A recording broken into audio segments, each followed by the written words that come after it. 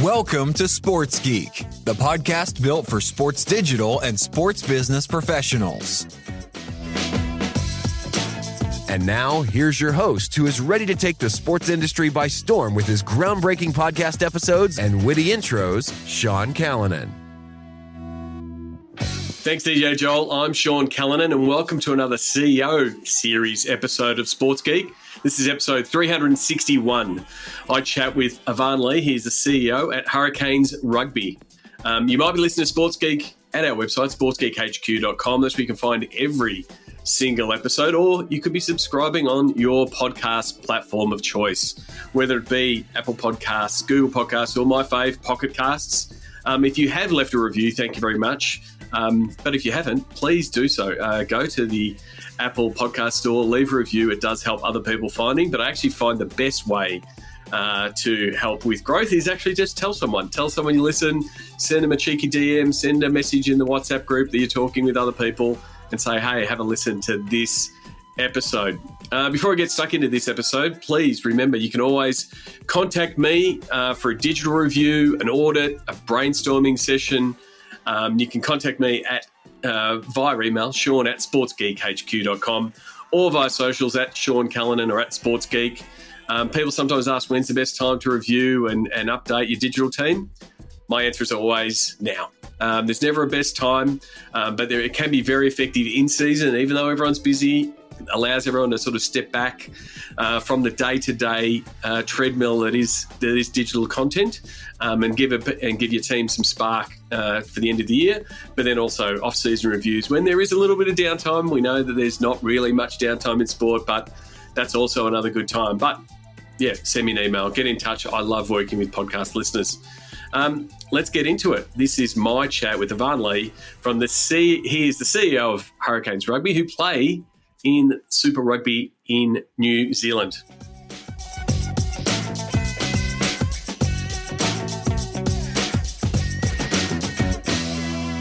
Very happy to welcome Avan Lee. He's the CEO of Hurricanes Rugby. Avan, welcome to the podcast. Thanks, Sean. It's great to be here. Before I get started in sort of the Hurricane story and what you're doing there, I always want to find out how people got into the world of sport, how they broke into sport. How did you break into the world of sport? Yeah, I guess I've always been a sports nut, and growing up in a small town where sport was really important, I think I've always had a love for sport.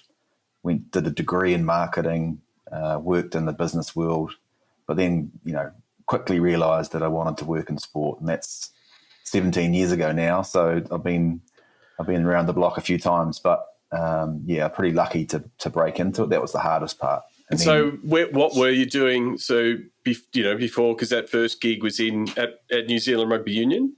Yeah, Northland Rugby Union. So that's my local province. It'd be like you working for the Pies, Sean. But I went to New Zealand Rugby after that. But I was working in pharmaceuticals actually before I got into sport. So looking back now, I should have done it earlier. But I'm lucky that I did get into it because it's been a big part of my life. Well, I can definitely understand that as someone who's working in IT space and going, gee, that sport looks good. I'd like to work in sport. And so true. I mean, I give the same advice. It's like if you want to work in it's something you've got to be passionate about, willing to do the work. Sport will welcome those people, but you've just got to, keep pushing through. And so do you, working for, your local club before Rugby Union, do you think that was a good stepping stone for you to sort of, like you'd watch the participated and you watched as a fan, but then you started to understand the back of house of sport, which is, for a lot of fans, it's relatively invisible. They just think the ball gets rolled out and a game happens. Was that a good experience both before Rugby Union and then sort of working for the New Zealand Rugby Union?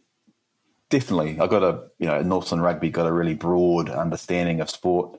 I looked after marketing, commercial, media. So I was pretty lucky and only did 18 months there, and New Zealand Rugby got me down to Wellington. And that was, again, a broad role in marketing, and I moved into broadcasting and running All Black Test matches. So, it was it sort of felt like a natural progression, really, when you're doing something you love and you work hard. It just kind of came along, which was great. And it would have been an exciting time working for New Zealand Rugby Union, around the time the World Cup was in your part of the world, and the success of that. People have listened to this podcast, know Shane Harmon, and he was working on that back in 2011. It must have been an amazing time to be part of rugby.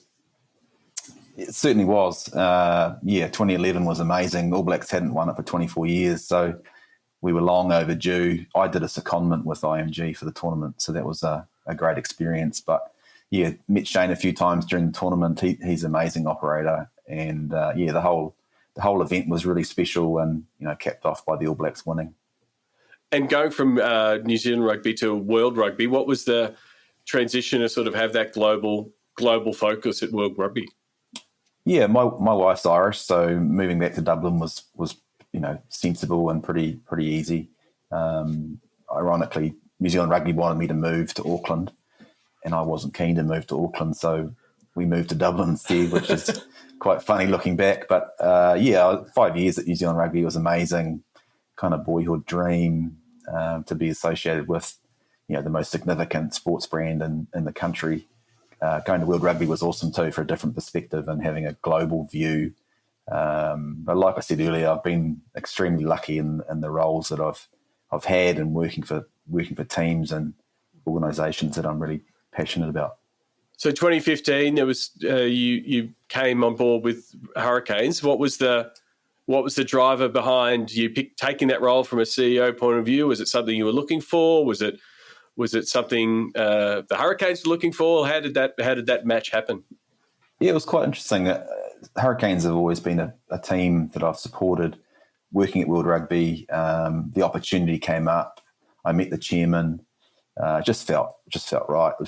It was a good time to come home and settle back into New Zealand. But yeah, it's been phenomenal experience for me. I was, young CEO coming in. Now with 8 years experience, you do learn an awful lot, and you make mistakes along the way. So you don't learn to become a CEO, in a week. It takes years to be really comfortable with all the aspects to it. So yeah, Hurricanes was, again, fantastic opportunity to come home and be a CEO for the first time, and it's been a great ride. So what we've been discussing is you're working for a sporting org, and then a global org. Now back to club sides. Set the scene for the people who might not know the rugby scene in New Zealand, Super Rugby. Like, where do the Hurricanes sit, and how do you explain it to a global audience? Yeah, well, Super Rugby started in 1996 off the back of the Rugby World Cup in 1995, where rugby went professional. Started off with 12 teams. It's now back to 12 teams. It's had different iterations over the years. New Zealand is split into 5 franchises, the Hurricanes being one, which is quite a big chunk of the North Island, for those listeners that know New Zealand. We've been pretty famous for our exciting style of rugby, and have had some of the great players in World Rugby play for the Hurricanes, like Christian Cullen and Jonah Lomu, and more recently Artie Severe, Dane Coles, Geordie Barrett. So we're sort of known for that style of rugby, and we've been in 3 finals, 2006, 2015 and 2016. So we lost the first 2 and won in 2016, which was a fantastic achievement, and played at Sky Stadium in front of a full house. So we've got a great history. We've just moved about a year ago to a brand new facility, which is world class. It's fantastic. It's easily the best facility in New Zealand, and I understand it's the best in Australasia. So that's a real advantage to us when you talk about high performance and 1%ers. But yeah, I think in summary, the Hurricanes have been a very exciting team. We want the team to be exciting, but also win more often than not. We've finished in the top 5 every year since I've been here. So yeah, we're pretty proud of that, but we want to get back to the top of the table. So you said there you started in 2015, and still new to the role, and like you said, as much as you can get experience across different roles in different operations, different fields, once you're in the chair, you're in the chair. What were some of the things that you felt like you needed to address, or when you, I guess, first came to the Hurricanes, of assessing what was there from your point of view, but then sort of saying, hey, what do I want to do going forward? Yeah, I think the reason I got the job is my commercial background in sport, and that's, what the Hurricanes needed in terms of more of a fan focus than a rugby focus. And I think that's something that, like I said earlier, came naturally to me.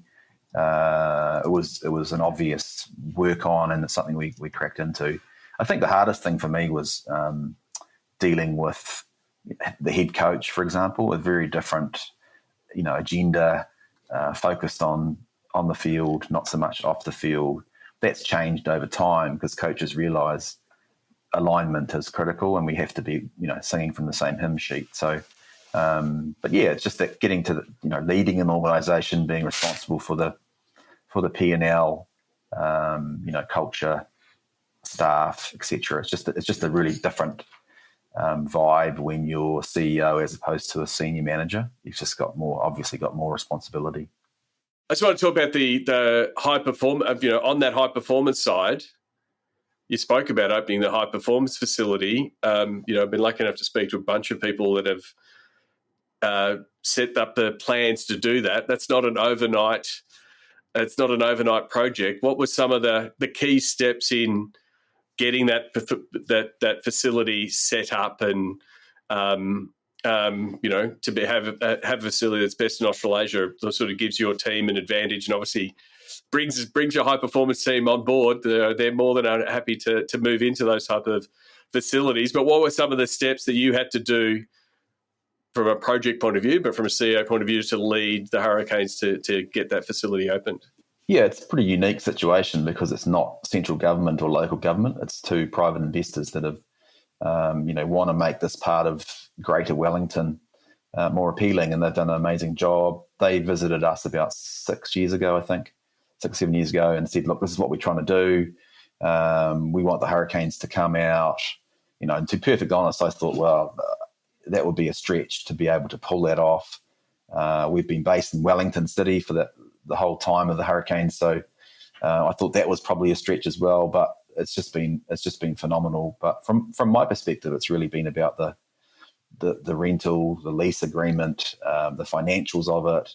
Got really good people in our rugby department who have gone through the detail of what it should look like, the flow of players throughout the building. It's a big site, so it's been a combination. Certainly not just me, but I guess I'm responsible for the financials and the longevity of the facility. But the head coach and our GM rugby have been heavily involved in what does the flow look like, and how much time we need to spend in certain areas. But it's worked out great. And it does give you that longer term benefit that's sometimes harder to quantify in recruitment of players, development of players, especially from a high performance point of view. You're always fighting for that 1%. If those kind of facilities can provide you that 1 or 2% that, changes from finishing third to finishing first, that's sort of an important part of, I guess, your role in driving a sports team. Yeah, totally. I mean, there's already a saying sort of going around rugby in New Zealand that the New Zealand secondary schools aren't allowed to have a camp here because all the players will want to play for the Hurricanes. So we're quite happy to have that camp, as you can imagine. But yeah, it's awesome. Honestly, it's blown me away. There's been no negativity from staff or players. We're sort of 35 minutes out of town, but it's just so good. It doesn't matter, and it's already making a big difference in performance and preseason, and just having bells and whistles that we've never had before. I mean, talking about, you're making the joke around not having schools there, but what is I'm in Australia, and rugby in Australia is, if you're just reading the press, you hear that it's having troubles and having issues. What's the rugby is the sport of New Zealand. What does the health of rugby look like in New Zealand? Yeah, it's good. I mean, certainly around Australia, there's obviously a lot of negativity around the sport and the union. But, as New Zealanders, we want Australian rugby to be strong. We need Australian rugby to be strong. We're here to help. We want Super Rugby to be really successful and the Rugby Championship. But New Zealand at the moment, there's definitely been a bit of a shift in rugby. We've had some pinnacle events. People get really excited for Super Rugby finals or the big derby games, but they're less likely to go to a lesser game, I suppose. So rugby's still number one sport here, but even the Warriors last year, basketball, there are other sports that are really popular, which is great. Rugby's still number one, but you certainly can't take it for granted because that could change in a couple of years. Is that, and do you think that's a little bit of post-COVID changing behaviour? Sort of fans had that opportunity to go and sample other sports, but other entertainment options, and they're managing their time a little bit more, like you said, sort of like for major events or setting it, the way that they're, I guess, interacting with sport. Yeah, 100%. Yep. I think people got used to consuming sport at home, watching a game of choice, but then, the minute it's finished, watching Netflix or what have you. So people got used to not going to the ground. But as you know, getting people into the ground is the lifeblood of the sport, and it creates the atmosphere and the experience that you can't get at home. So viewership's really important, but getting people into the ground pays the bills for clubs. So I 100% agree with COVID and what's kind of changed. Viewership in Super Rugby New Zealand's gone up 20% in the last 12 months, but crowds have been flat or dipping back a bit. So we just got to make sure we get people back out of out off the couch and into the ground. And has that been a shift in focus for you to sort of to from a marketing message, from a content message, to get people to Sky Stadium? Like, speaking myself to Shane, as a CEO, try to build out the fan experience. How important has it been to build out game day and work with Sky Stadium and understand how you can give fans the best experience? Yeah, we're lucky for the naming rights partner of the stadium is the broadcaster, so that gives us some opportunities. And knowing Shane well over a long period of time, we've got a really good relationship. So we can bounce ideas off people. But yeah, getting people into the ground. So Sky Stadium is 34,500 capacity. Our average is around half of that, and you need that many to create a really good atmosphere. So yeah, Shane has different offerings in terms of membership and hospitality, but our focus is membership, which isn't to the level or anywhere near the level of Australian sport, but we're trying to build that to get loyal, committed people locked in every year. So that's been a focus, but it's the casual ticket holder that can make or break a game. You can get 5,000 people on game day buying a ticket, or it might be wet and you don't sell many. So it's risky, and we've got there's too much reliance on that casual ticket purchase. So we're just trying to spread that out and de-risk it. And just build out that membership journey, sort of that, hey, I want to be a member, and then but also, have your membership, but also turn up, because it's that balance of, like you said, getting that tipping point of how many people we need to create the atmosphere. The atmosphere is why people want to go. It's the secret sauce that's different to your couch, totally, and makes exactly why we all love sport. Yeah, absolutely. We have talked about rugby being a national sport, and obviously the All Blacks are a global brand. And you mentioned before a lot of Hurricanes players have represented the All Blacks. How important is it for you as an organisation to be developing the next future All Blacks and keeping the Hurricanes well represented in the All Blacks? Yeah, it's massively important. For our staff and our players, you want to see people reach their potential and reach the pinnacle of the sport. We've got really good alignment with New Zealand Rugby Union. The 5 New Zealand super clubs are very aligned in terms of what we're trying to achieve. So it's massive, really. If the All Blacks are strong, then New Zealand Rugby's strong, and vice versa. So it's a really important, obviously an important pathway. It's not just the All Blacks; it's New Zealand 20s, New Zealand 7s, the Black Ferns, etc. So it's fairly fundamental in terms of what we do from a high performance perspective. And is that also, I guess, fuel, grassroots, and, getting more kids involved? There's a lot of studies that say, the more that you're playing at a younger age, by 10 or 12, you've been playing the sport, you become a fan for life. How much is important? What's the importance of you sort of rolling out some of those programs and ingraining Hurricanes and rugby into kids to build a fan base for the future? Yeah, it's huge. I think we have provincial unions in New Zealand that sit below Super Rugby, and they are much more focused on amateur rugby, club rugby, community rugby. So they do a reasonable amount of that, but we have a presence in the community. We get our players out into the community. We've got our official charity. So that's really important to us, is having the reach into the community for our brand, the humility of the players, but also to recruit fans in the future, and also players who come through wanting to support the Hurricanes and because they saw them in their school or they went to a game. So it's massive for us. And I know there are other clubs around the world that don't really touch that space, but we're a pretty small club, admittedly in a big region, so we have to have that connection.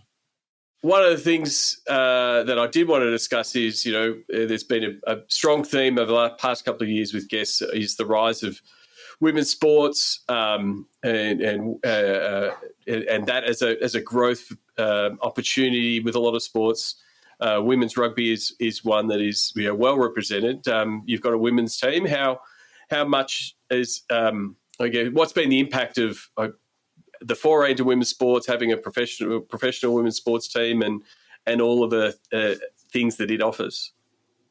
Yeah, it's fantastic. It's sort of in its infancy in some ways. So we're sort of trying to walk before we run as a sport in New Zealand. We've been very lucky to have the Women's World Cup, rugby and football in this part of the world, and also Australia with the football. So it's created a massive groundswell of interest in women's sport, and putting those sports on a pinnacle in a world stage, I suppose, particularly young females, really getting interested in the sport. It's for us with our team Power, it's been a really good experience already. We're really happy with how we've built the team and the squad and the management group. It's really exciting. I mean, it's second year, so it's still quite new to have 2 years under our belt. So we're just really excited about where it's going to go, but it's not fully professional yet. It's semi-professional at best. It's actually now a bit like what Super Rugby was like in 1996 in terms of the remuneration available, the amount of time players are in camp. But it's a really good start, and we've all got to build on it. It's a really good point, because sometimes, and we've seen a few different launches of different women's sports, and the bar has been set really high, thinking this is like year 10 of a league, when it's like, again, putting that analogy of it's like when Super Rugby started out. What are some of the things you've learned, like from the women's, the development of the team and the fan base, that may have surprised you from when you started promoting your own team? Yeah, I think it's a steep learning curve. A lot of the athletes weren't paid before Super Rugby Opiki started, so that was a big change. So a lot of the women have jobs, some have children. So I guess it's accounting for that and creating an environment where those players are safe and happy is a real focus. So that's quite different. But also because they come in on a Thursday and leave on a Sunday, they go back to their jobs and their families, and so it's very different to the men who they're full time, fully professional, don't need to work. So I guess that onus is on all of us to create a stronger platform for the women's rugby going forward. But like I say, it's a good start, and got to remind ourselves that, like I said, Super Rugby in 1996, the players weren't earning anywhere near as much as they earn now. They were semi-professional. They were in camp 3 or 4 days a week. So, that's less than 30 years ago. So hopefully we can accelerate the women's game between now and then. That's a sort of an operations point of view, but one of the things that I've found in sort of working with different sports as they develop their women's sports strategy, but then also how they engage with fans, there is a bit of, hey, some of our core fans from the men's team will come across and support it because our logo's on that jersey and, they're Hurricanes fans for life. They're going to follow us. But then there's also this, the surprising and the delightful bit is completely new fans, like that have not been spoken to, that haven't been spoken to by, from rugby that come on board. Have you had some of that, I guess that surprise and delight of his fans that are, all in on women's rugby, that want to follow your team and, their first team is the women's team? Yeah, we've certainly seen that around merchandise. Young girls attending games, ticket sales, memberships, all stand alone. We've sort of toyed with the idea of should we have our own women's channel in social media or do we just put it into one? We've kept it as one at the moment because we want to leverage off both. But yeah, it's definitely a good question, Sean, about where the sport's heading. But there's definitely been a really good upswing in fans, and they seem less concerned about the result, more about the experience and seeing the heroes and women perform at that level. So it's been really refreshing. Yeah, I mean, it's the classic, you can only be what you can see. So, Right. Young girls, seeing high performance, on the pitch, it's very welcoming. And then, it's a massive opportunity for sports overall. You spoke a little bit before about, connecting with the community from a grassroots point of view, but then bunch of community programs. I'm terrible at pronunciation, so I'm not going to, you'll be better in talking in Indigenous language. But tell us a little bit about some of the community work and that the Hurricanes do across men's and women's to stay connected with the local community. Yeah, we've got a official charity with Life Flight, which is an emergency helicopter service. That a lot of our community work goes through that. But going to underprivileged schools is massively important to us, and having the connection to those people. And a lot of our players have come from parts of the Greater Wellington region, so they really relate to people from their own community. So I think it's about humility. We're all very lucky to work in a professional sport, but a lot of these kids, some of these kids have never been to Wellington, they've never been to the stadium. So how do we provide an opportunity for those kids to brighten their day, hand out some tickets or visit their school? So I think it's massive. I think professional sport can really lose that connection. It's really important to us. It's really important to our new head coach. We have our vision is to unite and excite. So that's very much a unite aspect, and how do we engage with our community? And sometimes it might not be about promoting ticket sales or merchandise or anything like that. It's about giving someone a good experience, giving them a lift by delivering some players or some merch. So yeah, it's actually a really nice part of the job, being able to help certain parts of the community who might need a bit of an uplift. Yeah, most definitely, and I think that connection to the fan base and the community is an important one, especially as the professional team, the professional athletes get bigger and bigger, and there is some distance between them and fans. Like giving them something to connect. 30, 40 years ago, fans would have, like you said, would have met the players either at the pub or at a local work site and those kind of things. So being able to help them stay connected to the community is really important.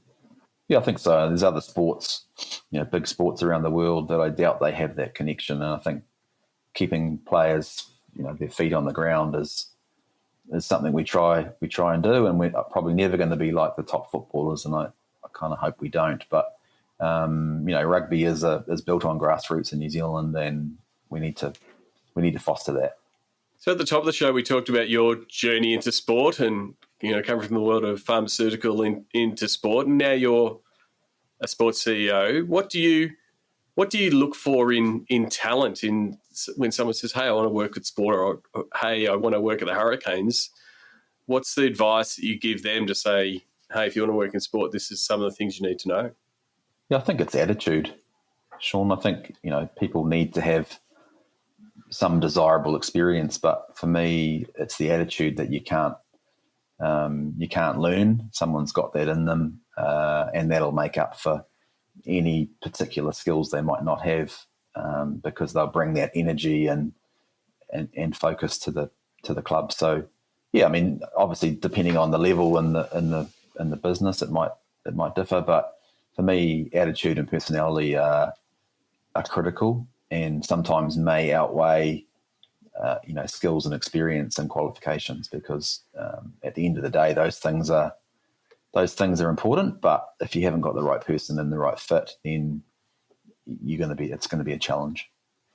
I mean, as someone like myself, coming from an IT career into the world of sport, do you think there's a lot of people who work in sport and stay in sport and bounce around from sport to sport? For the person that's listening now, that's working in finance or working in the corporate world and longingly looks at the fields and the pitches and wanting to work in sport, is there more openness now to transferring those skills into the world of sport? Absolutely. I think we're certainly open here, and a lot of people that come into the Hurricanes have not worked in sport before. But to your listeners, the best advice I was ever given was work out what you love, and then work out how you make money out of it. And that's really, held me through my career. But yeah, I think you've got to have different, thinking coming into your sport. If you just have people that have worked in rugby, then they're going to have a set view of the world. Whereas if you bring in people from, all walks of life, then you'll get a much more diverse way of thinking. So yeah, I'm not sure why you wouldn't do that.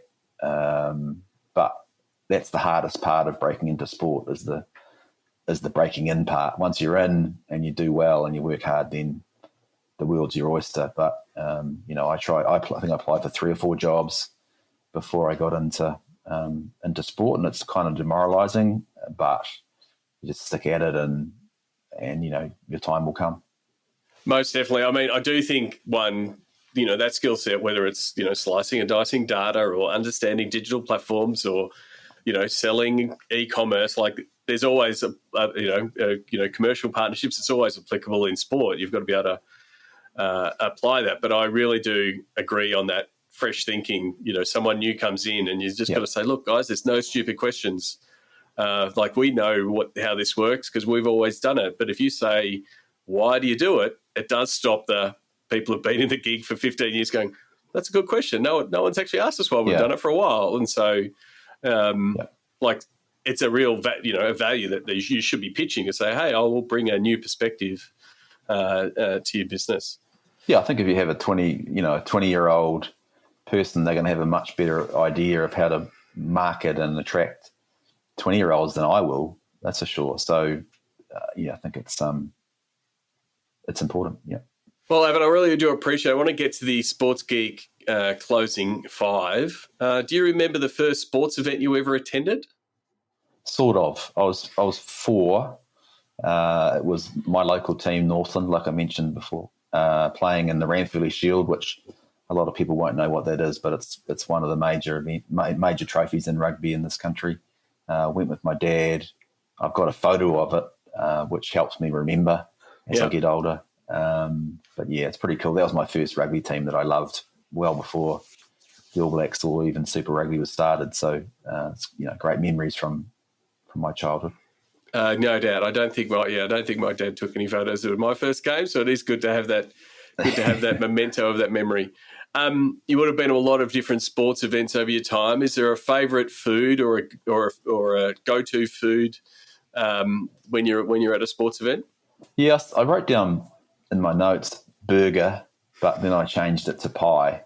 So I'm gluten-free, so you hardly ever get that at a sports ground, so I just take what I can get. Most definitely. I mean, the selections have changed over the years, so there are more options. But I think if I tallied the stats, pie does come out fair way in front. What's the first app you open in the morning? WhatsApp, I think. Having lived on the other side of the world for a long time, you do connect through WhatsApp, and you know the first thing you do is check and see if there's any messages from friends around the world, I suppose, and family. That's the one. That's the one for me. There's others that you do pretty quickly afterwards, but WhatsApp is my go-to. Not a problem. Is there someone that you follow? It might be a colleague or an author or someone that you follow the podcast listeners should give a follow to? Yeah, there's a couple of Hurricanes players which I would always promote. I quite like David Beckham.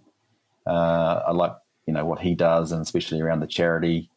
But there's plenty of sports people. Artie Sevilla from the Hurricanes is a great guy to follow. He's connected with his community. He does a lot for his community. He's got different business interests. He's a world-class player, so he'd be my local guy. I think it's really important when you've got a player that just is themselves, and you can you have the pleasure of knowing them personally and seeing them in the office of the training facility, but then for them to be that same person online, it is worth a follow, and it's always a tough one for athletes to figure out how to be themselves and not a persona of themselves or a manufactured version of themselves. It's very easy to say authenticity a few times, but it's tough to actually do. Yeah, I agree. And lastly, what social media platform is your MVP? And you can answer it, from a Hurricanes point of view, what platform that's working well for the Hurricanes, but then also what's your MVP from a social media point of view? Yeah, I think of Instagram for both, for different reasons. I've got a big audience on Instagram. I don't have a big audience on Instagram, but I don't post very much either. Yeah. So I just love checking in and seeing what friends and family and our players are up to. I probably spend too much time on it, to be fair, but I enjoy it because it's light and as everyone says, it's positive and no one puts up any bad posts, so that's probably the downside. But no, definitely Instagram, and it's working really well for us as a club as well. Well, thank you very much. I appreciate that. There will be links to follow the Hurricanes Instagram and other social channels in the show notes for this episode. Is there a way, if people listen to this episode and want to reach out, is there a platform that is a preference for you for people to reach out and say thank you for the podcast? I think LinkedIn, Sean. That's probably the easiest one. I spend a bit of time on that, so. Anyone wants to ask any questions or get any advice, then more than happy to help out. Well, thank you very much. I really do appreciate you taking the time, and all the best for the season ahead. Thanks, mate. I really enjoyed it. Looking to help your digital or sponsorship team? Book in for a Pick My Brain session with Sean Callanan to help your team level up. Book now at sportsgeekhq.com/pickmybrain. Thanks again to Avan Lee. Don't forget, please connect with him on LinkedIn. Send him a message. Tell him that you listened to this episode. You can find the links to connect with Avan at sportsgeekhq.com/361. I really do appreciate when listeners reach out to guests. Say thank you, and also, let them know that they learned a little bit from the interview. I really do appreciate the time that my guests give, and I really do appreciate when the listeners reach out. Before I wrap up, I just want to talk a little bit about some of the topics for keynotes that I'm working on for 2024. There's a few themes. There's a few that are being updated for 2024 trends and those kind of things. But I'd love your feedback on these topics for keynotes. And then if you're interested in having this keynote at your conference, at your sponsor day, in an internal training day. These can be adapted for multiple audiences, but I'll run through them now. I'm working on a keynote around that's titled Unleashing AI to unleash your team's digital output. What I need to do is get rid of unleash twice. So I probably will send that to AI and come up with a better heading, but it's pretty much looking at the workflows, how you can integrate AI into your workflows to help your team increase its output. We're doing some of those things at Sports Geek on our own content and with some of our clients. So it's really a deep dive onto some of those case studies and some of the tools that I think your team could and should be using in 2024 to increase their output. Digital to Dollars is going to get a refresh. Digital Dollars driving results for your sponsors. That's what it's all about. It's about how can you build campaigns that absolutely delight your fans, deliver for your sponsors, and give your digital team and your sponsorship team the appropriate pat on the back. So how do you get that framework into your team so everything you're doing has that revenue focus? If you're interested in Digital to Dollars as a keynote, please reach out. Another one I want to do is one that I have some good experience on now in my 11th year of podcasting. The title is Podcasting, How to Deepen Ties with Your Fans. I still think it's an underutilized content type, podcasting. In one, how it can be done, what content can come from it, how it can be repurposed. I'm working on a bit of a how-to. It's a bit of a take you through the process that we do and some of the pieces that we've got in our podcast workflow, but then also the why, and then also, as I always do, tie it back to Digital to Dollars, how you can commercialize it. Another one I'm really excited about, and it's sort of one that has sort of come out of the efforts that were done around the pandemic in engaging fans outside the stadium. And this one's going to be called Couch 100K, how to engage your fans at home and get them into your stadium. So it's going to sort of work on that dual purpose of we want to engage our fans because there's going to always be more fans outside the stadium. But how do you get those fans who are new fans, starting to become fans, engaging, either from the couch or most likely from the phone? And how do you get them to that live experience and entice them? And so that's what that keynote's going to be about. And it's going to be a little bit about, I guess, the theory and the planning and the structure and some of the content pillars that you might need to do that. But then also some of the marketing execution pieces that you should be doing to actually drive those results. Because, content can't do all the heavy lifting. Which sort of leads me to the last one, which is a bit more technical and focused on the platform that we've been using the most over the past 10 years from an advertising point of view, which is Meta. And it's Meta advertising, what you need to know to sell tickets. And so at the moment, I've got a pretty good understanding and a process for that from a Meta point of view. What I am exploring now is what some of the other platforms are offering in that space. So what does TikTok advertising look like for the sporting market, especially around ticketing and memberships? Really, that one is a deep dive, educational on how you should be building out sales funnels to drive, more people into your stadium and sell more tickets, the cheeks and the seats, as I've said previously in the podcast. So that's it. There's some of my keynote topics that I'm working on for this year. Some of them are being booked and slotted into conference schedules as we speak. But if it's something that you're interested in, whether it be done internally or at your conference or a workshop that you want to run, please get in touch. Sean at sportsgeekhq.com. Thanks again to Avan Lee, my guest on this episode 360. You can find all the show notes at sportsgeekhq.com/361. If I didn't said that right, 361 is the episode. Until next episode, my name is Sean Callanan, and you've been listening to Sports Geek. Do you get Sports Geek news? Sean Callanan analyzes the latest sports business articles for you weekly. Sign up at sportsgeekhq.com. Want to help drive more revenue from your digital efforts?